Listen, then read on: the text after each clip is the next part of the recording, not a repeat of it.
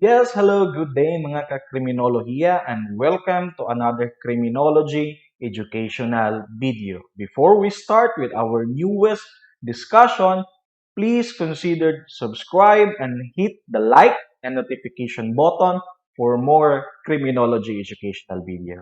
Good luck! Our discussion for today takes and tackles about Module 1 in Forensic Photography. Module 1 in Forensic Photography discuss the basics of this subject.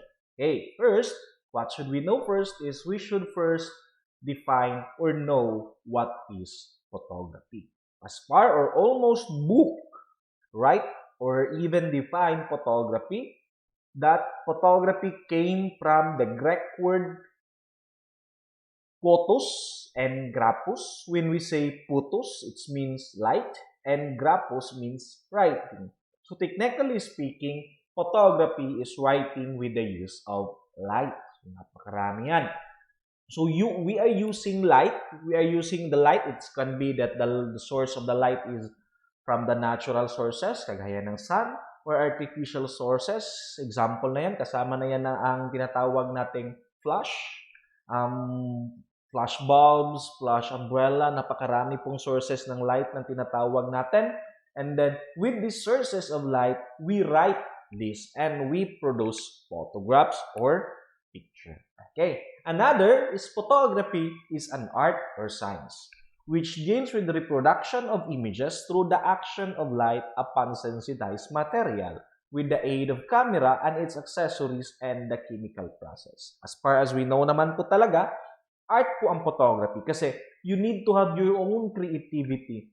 You need to be artistic in order to produce a better image. At the same time, it is also a science because it has a scientific method that you need to follow in order for you to produce the certain pictures. And this reproduction of images is quite important that you had or you follow the science, the scientific method, and the art within those persons who are taking the pictures. And remember, you will take these pictures to the use of light. But also, at the same time, you will also use sensitized material. If we are using film, then those film are our sensitized material. Also, remember that it is very necessary or one important elements in photography is the camera. Kasama na rin sa camera ay ang mga accessories po ng camera na napakarami. Sabihin natin, filter, kasama na yan. Flash is also an accessories to the camera, kasama na rin yan. Napakarami pong accessories ng camera. And at the same time, it's a chemical process. When we say chemical process, this involves yung tinatawag nating nagdi-develop ka na ng picture or nagdi-develop ka ng film. This involves developing chemicals, a stop bath, the fixation, right? So napakarami pong tinatawag nating chemicals na ginagamit natin in our chemical process. Because as far as we know, yung sensitized material na nasa loob ng camera natin in taking pictures are called film. And this film is ipaprocess mo siya chemically in order to produce negatives, right? So ito yung negative. Negative is the product of what we call chemical process by the film. After this negative is meron na naman tayong yung positive or yung tinatawag natin na result or pictures which is resulted from the chemical process, right? Or photo-enlarging ang term yan. And at the same time, what is police photography? Kasi alam na natin what is photography, right? But the mere subject that we have is forensic. Ano ba ang forensic? Kasi nung old na concept ng subject na to, it's police photography. But in the modern sabihin natin, ang recent na description niya is naging forensic photography. May kaibahan ba ang police photography to forensic photography? Yes, may kaibahan ang dalawa, but at the same time, they have the same purpose. They have also similarities. Okay, first we should define is photography. Remember that these definitions came from Miller in 2007. Ano bang meron dyan? Refers to the use of a camera and video for law enforcement purposes. So remember, yung konsepto ng photography, yung camera, yung video concept ng photography is ginagamit for law enforcement purposes. Ano ba yung mga law enforcement purposes na sinasabi dyan?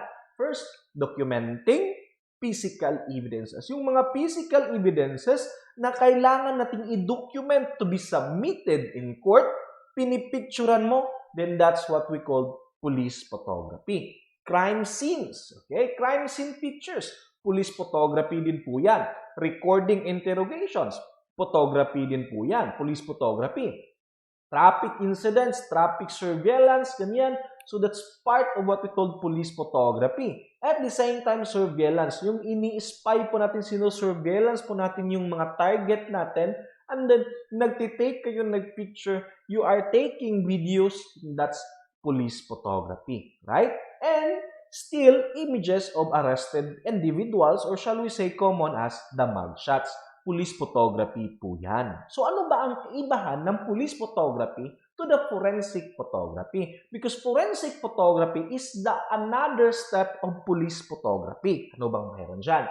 In forensic photography, it is an art or science of photographically documenting a crime scene and evidences for laboratory examination and analysis. But remember, sir, same lang siya sa police photography. Yes.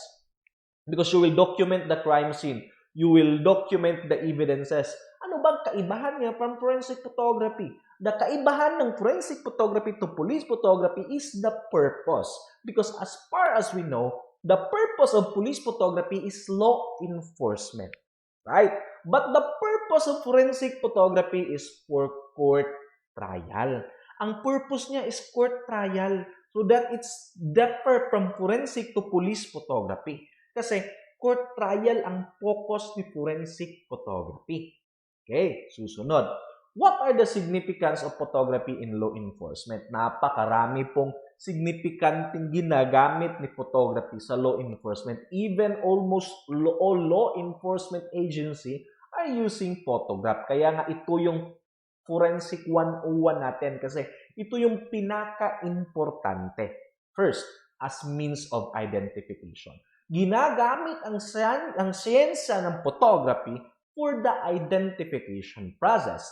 Isa na dyan ang tinatawag natin na yung mugshots. Mugshot is an example of identification. Sabihin natin, si Juan de la Cruz. Remember, Juan de la Cruz, hindi mo kilala si Juan de la Cruz.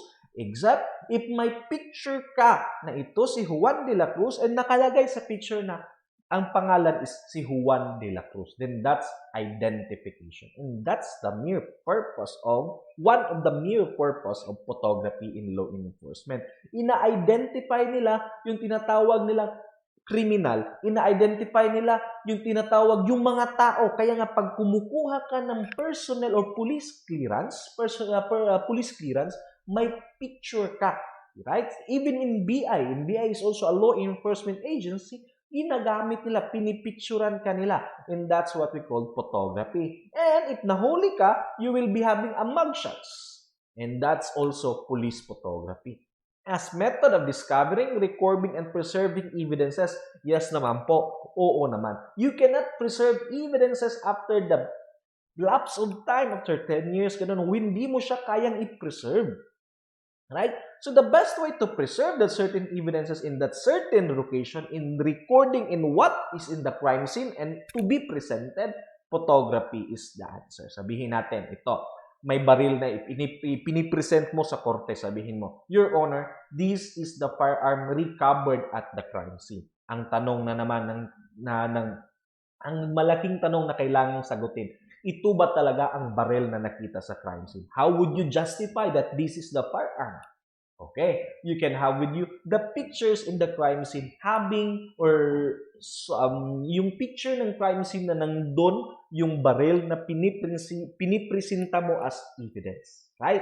As a way to present in courtroom, yes, also impressions of the pertinent elements of the crime, photography will help. Training and public relation medium for police programs. Yes, kompleto din po yan. Yes, kailangan din po yan. Kasi, i-remember, may mga rocking police o tinatawag natin yung mga recruit. bagong pulis, sabihin natin. Alam ba nila kung ano, o sabihin natin, ano yung entrance wound, ano yung exit wound? So, hindi nila yan malalaman. You can have with you pictures. Ito yung pictures ng itinatawag nating entrance wound. Ito yung pictures ng tinatawag nating exit wound. Photograph, fingerprint. May mga fingerprint. Ito yung tinatawag nating loop. Ito yung tinatawag nating art. So, ito yung, the photography helps because taking pictures, remember, yung mga fingerprint na nakikita natin sa crime scene, pinipicturean yan for the purpose of laboratory and court presentation. Right? So, marami public relation, ito pa. Ginagamit din yan. Bakit ang mga police, if they are doing something good, they are taking pictures because they wanted to show in public or in the community na ito yung police natin. Kaya nyo kaming pagtiwalaan. You can trust us because we are doing good. We are good. Right? That's part of public relation because as far as we all remember, kailangan ng police ng suporta ng community. Right? Okay, susunod. What is PNP Forensic Photography Division? Okay, remember PNP Photography Forensic Division, it is in the crime laboratory. I would like also to clarify this one, that crime laboratory is not the SOCO because SOCO is the operation created by or performed by the crime laboratory personnel. Pero ano ba talaga ang tinatawag natin, na opisina? Anong opisina? If we say, punta ka sa opisina, so the office is called crime laboratory. Ano yung piniperform nila na operation in times that they are being called to process the crime scene? Then that's SOCO, scene of the crime operation. And remember, in the crime laboratory, napakaraming division po nandun sa crime laboratory. Sabihin natin, si Firearms Identification Division, si Fingerprint or Dactyloscopy, sabihin natin, si Question Document, nandun na rin. Si Toxicology, si Medico-Legal, nandun na rin po sa tinatawag nating crime laboratory. Division din po yun. And kasama din po sa division ng crime laboratory is si Forensic Photography Division. Right? So, ano ba ang mga what is the PNP Forensic Photography Division? Ano bang piniperform ng division na ito? Photograph suspect and crime scene for personal identification. Yes, kasama yan. Pinipicturean nyo yung mga suspect, yung mga crime for the purpose of personal identification. Photograph evidences to be submitted to laboratory before examination. Yes, ini-examine nila yung tinatawag natin pictures. If it's true, it's legit, wala bang edited dyan na nangyayari, right? So that's part of the work of the Forensic Photography Division. And even, they should also conduct crime scene photography. Sila din po yung rumiresponde at nagpupotograph sa crime scene. Crime scene sketching, kasama din po sa trabaho nila yan. Conduct comparative examination and analysis of question photographs against known photographs. Okay, kini-question, totoo ba to? Fake ba to? So, si Forensic Photography Division po ng PNP ang kailangang may jurisdiction or authority to have or to conduct examination, to conduct lecture to different police, military training institution, government agencies, and public and private schools upon request. Oo naman po. Nagkakandak sila, ino-orient nila ano bang importansya ng photography sa kanilang trabaho. And reproduce photograph or other printed materials kung kinakailangan. Sketch facial features of suspect based on actual description by the witness or victim for identification. Sketching po yung facial sketching. Kasama din po sa trabaho ni Forensic Photography Division.